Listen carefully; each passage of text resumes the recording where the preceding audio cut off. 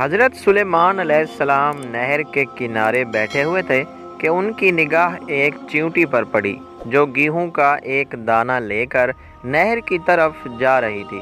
حضرت سلیمان علیہ السلام اس کو بہت غور سے دیکھنے لگے۔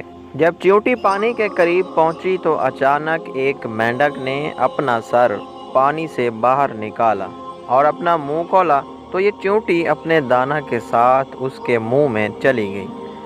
مینڈک پانی میں داخل ہو گیا اور پانی ہی میں بہت دیر تک رہا۔ سلیمان علیہ السلام اس کو بہت غور سے دیکھتے رہے۔ ذرا ہی دیر میں مینڈک پانی سے نکلا اور اپنا منہ کھولا تو چیونٹی باہر نکلی، البتہ اس کے ساتھ دانہ نہ تھا۔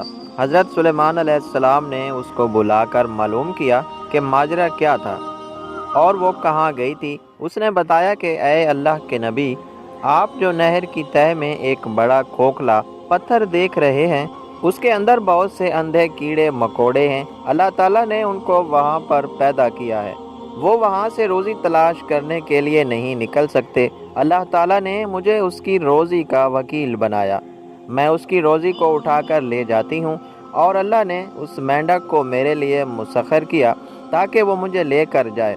اس کے منہ میں ہونے کی وجہ سے پانی مجھے نقصان نہیں پہنچاتا، وہ اپنا منہ بند پتھر کے سوراخ کے سامنے کھول دیتا ہے، میں اس میں داخل ہو جاتی ہوں۔ جب میں اس کی روزی اس تک پہنچا کر پتھر کے سوراخ سے اس کے منہ تک آتی ہوں تو مینڈک مجھے منہ سے باہر نکال دیتا ہے۔